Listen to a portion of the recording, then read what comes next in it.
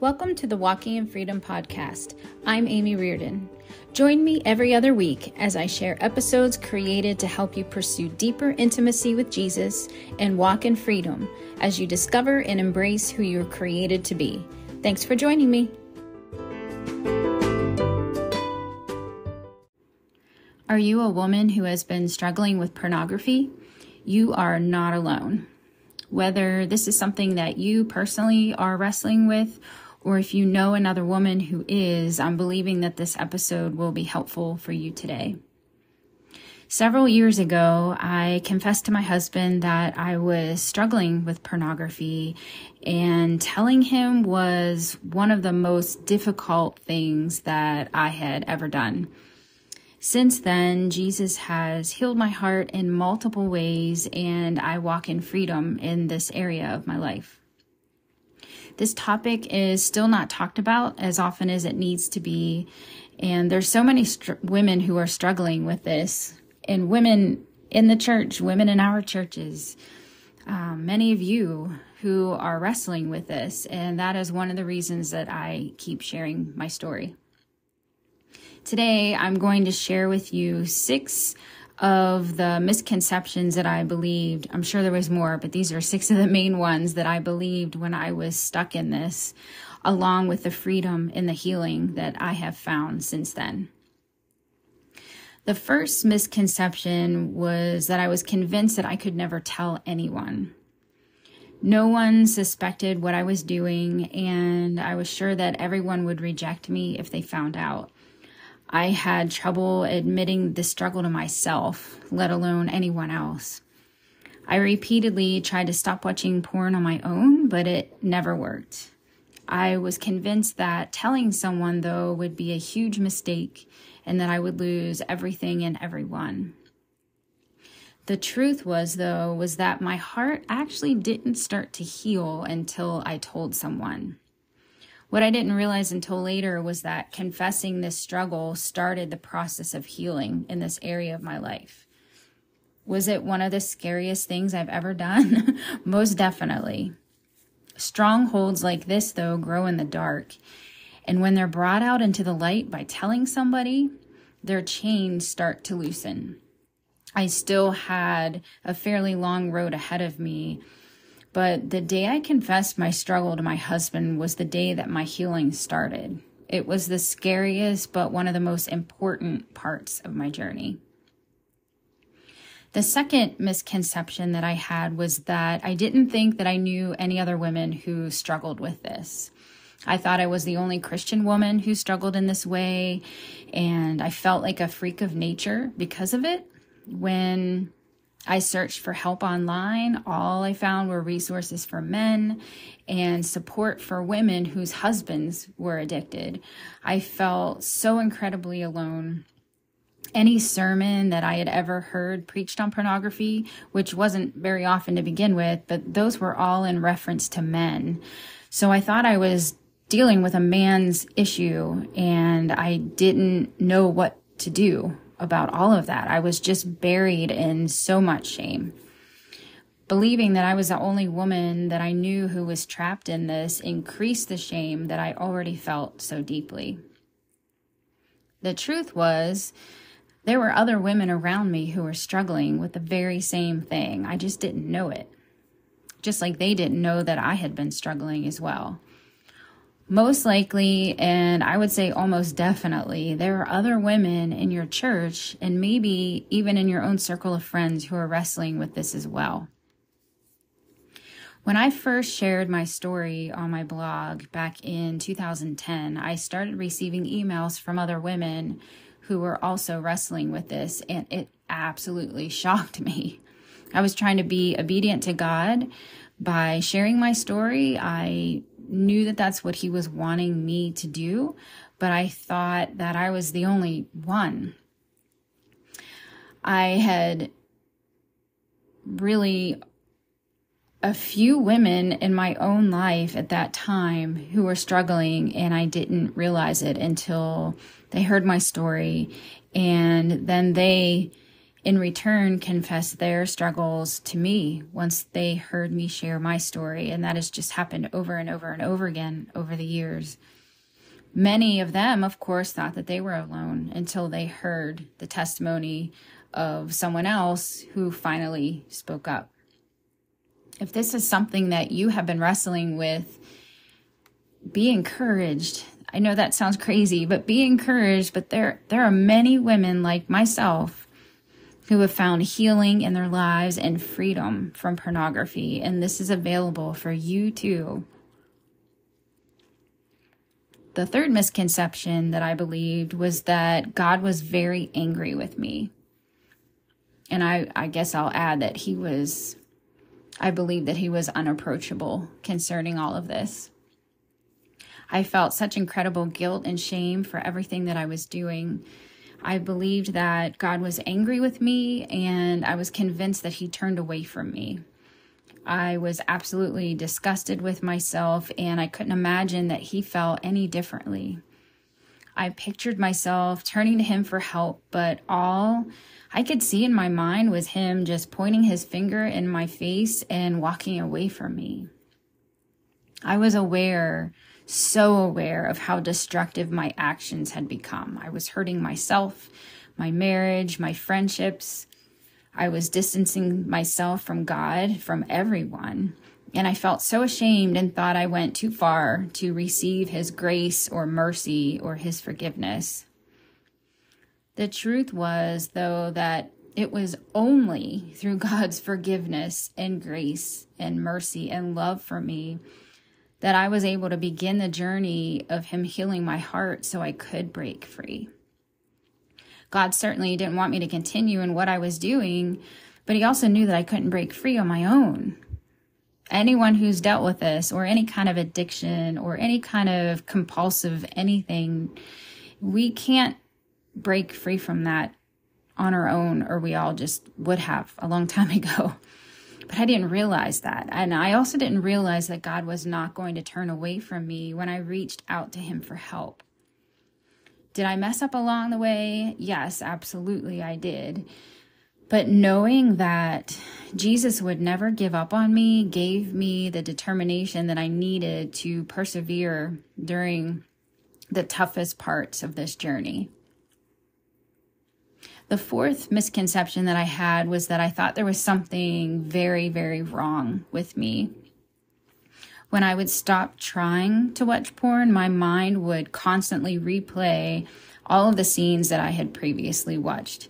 So even long after I stopped watching it, I still had everything going on in my mind. I was still fantasizing. I was still remembering things. And I absolutely lived in a fantasy world. It numbed the feelings that I did not want, and it helped me to escape into a world that I never seemed to be able to get enough of. I was convinced that there was something very wrong with me because I kept craving the very things that I hated myself for. The truth was, though, I was actually craving the intimacy that God created me to have. Porn is a very cheap imitation of the intimacy that God designed us all to have. I tried to let that fill a deep need that I had, but God started showing me that I was settling for a counterfeit. I had always heard that God could fill all of my needs, but how could a God fill a need in me that felt so corrupt? This is when he started showing me that what I was really wanting and needing and craved was intimacy, which is not the same as sex. They can go together. But when I say intimacy, I mean just a deep, deep connection with someone. And that started with God. I did not have that with him. And he started showing me that is what I was craving, was a deep, deep connection with him. My continual draw to pornography really had actually nothing to do with sex at all. And that is usually the case. I don't know if that surprises you or not, but that very much surprised me when I realized that. And that is usually the case. It's actually something else that we're wanting and needing. It has nothing to do with sex. That's just where many of us have gone to fill a need that we have. You and I were created to experience an intimate relationship with God that runs deeper than anything else that you could experience on this earth. That's why watching all of that never fills you up for very long, and it's never enough. I encourage you to pray and ask God to reveal what intimacy with Him is. If you've never done that, I encourage you to do that. And I know that it can be very intimidating. It can absolutely be intimidating, and it can be very scary. But I encourage you, you could even just start by saying, Jesus, show me what intimacy with you really is. You could just start by saying that. And I believe He's going to start to show you. In fact, I know He's going to start to show you. You are hardwired for intimacy with Him. It's not too late for you to know the depth and the satisfaction that comes with an intimate relationship with Him. There is absolutely nothing like it. The fifth misconception that I had was that pornography felt like life to me. Looking back, before I had started looking at pornography, my heart was in a place of being shut down in many ways. I couldn't feel anything anymore. I was actually dealing with postpartum depression at the time, and I just felt numb and overwhelmed, and I was wanting to feel something other than all of that. And when I did turn to pornography, it awakened feelings in me that felt like life to me. It felt so much better than numbness or depression or being overwhelmed all the time. It made me feel alive. And I know many of you could relate to this because I've heard other women say the same thing. It just made me feel alive, even though I knew it was destructive. And of course, it didn't last. It quickly turned into guilt and self-condemnation and self-hatred and all of that goes along with it. And of course, the shame. Many people also use porn to numb the way that they feel. So it can go the other direction as well, to numb the feelings that they have, that they don't want to feel anymore. And maybe that could be you as well. You can go either way. The truth is, though, that pornography was only a temporary fix that led me further away from the peace and the joy that I was seeking. I was stuck in this cycle of feeling numb and overwhelmed, turning to pornography, feeling like it was giving me life, and then feeling guilt and self-condemnation, and then feeling numb again, then turning to pornography again. And I was just in this seemingly endless cycle, and it was leading me further and further away from the joy and the peace that I was seeking. I didn't know how to stop what I was doing, though. It wasn't until after I confessed this to my husband, and after I eventually stopped looking at pornography, that God had started the process of cleaning out my heart. And then I started to feel joy. And the joy that I had after all of that, and that was not immediate for me, but the joy that I eventually had felt so clean, unlike what the pornography offered me. And the last misconception that I wanted to mention today was that I thought I ruined my brain forever. The more I tried to stop looking at this, the more I realized how much I thought about it, even when I wasn't looking at it.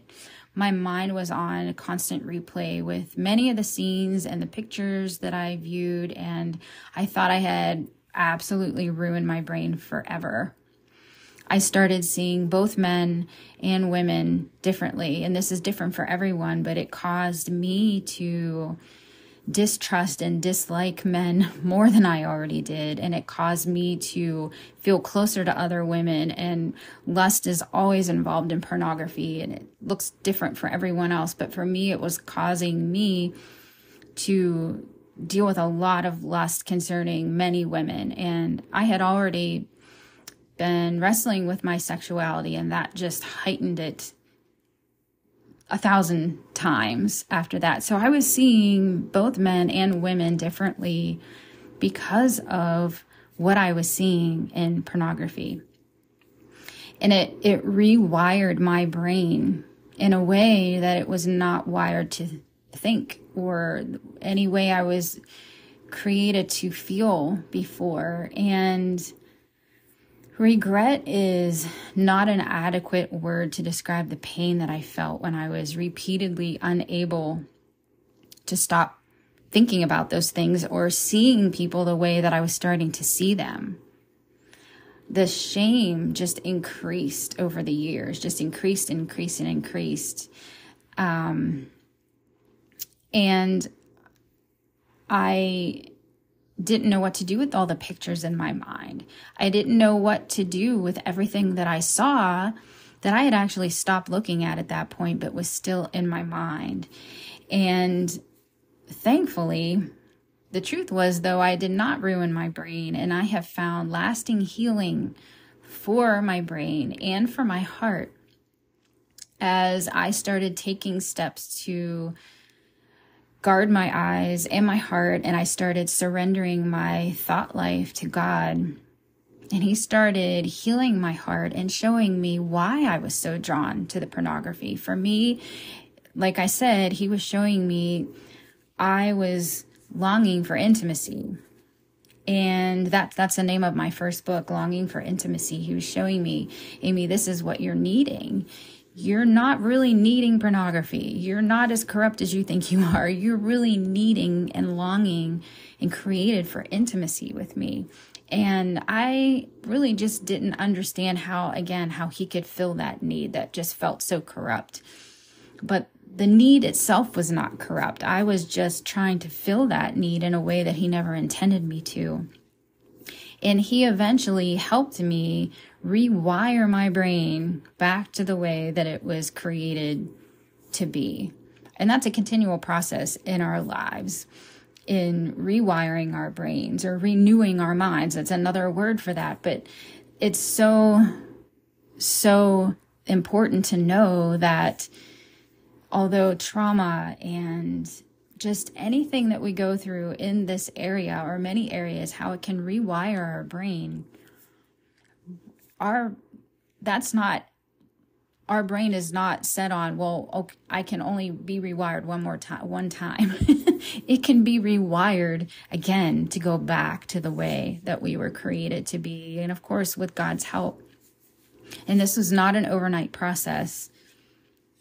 There were times that in the middle of that I felt like nothing was changing, but I kept making the decision. Kept choosing to just continue to move forward, even when I felt like nothing was happening.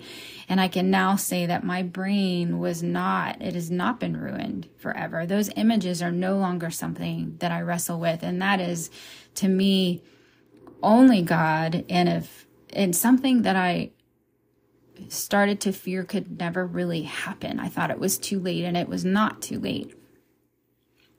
So it's not too late for you as well. Is this something that you have been struggling with today? Everything that I mentioned. If you're struggling with pornography and maybe you haven't told anyone, I know how difficult that can be. I encourage you, if you don't already know who you would tell, I encourage you to pray about a trusted person that you can talk to, a counselor, a pastor, a mature Christian friend, someone who is a safe person, someone that you would consider to be a safe person in your life. I always recommend once you do decide to talk to someone, I always recommend to other women to decide ahead of time what part of your story that you can share with this person, because there can be kind of a desire, or what can happen if we don't decide ahead of time what part we're going to share. Sometimes we can just start to share it all, which can be very overwhelming for people when they don't know what's coming. And it's a lot. It's a lot for you too. But so I always recommend to decide ahead of time, okay, what part of my story can I share with this person? Not all of it right away, but just a portion. And you will know after you talk to them and tell them this portion if they are a good candidate to hear more of your story. As God has healed my heart, I have been set free from pornography and the lust and the fantasies that go along with it. And this has been a process. And I'm not saying I'm never tempted, because we are always going to be tempted on this earth. But now, if the enemy comes at me with a temptation, the power that it held before is just not at all the same, because I know it's not really what my heart is looking for. I know that is going to bring just absolute grief and trouble and just not satisfaction in my life. So it's like, I know that now. God has restored so much to me, and I know that he can do the same for you. In the show notes, I'm going to be including some of the resources that I have for you, or if you're listening to this with a loved one in mind who's wrestling with this.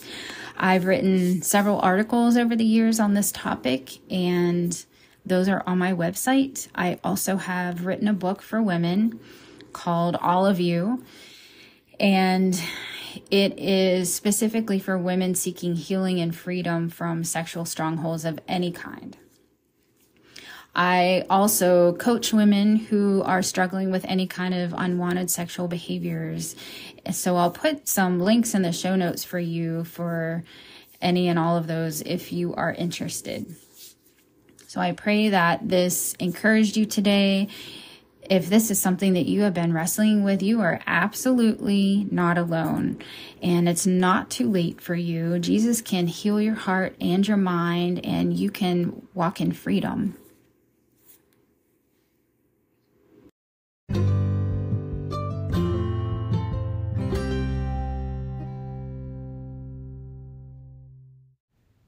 I hope you enjoyed today's episode.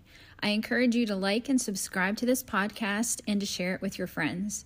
Stop over to my website, walkingfreedomministries.com, for more. Talk to you next time.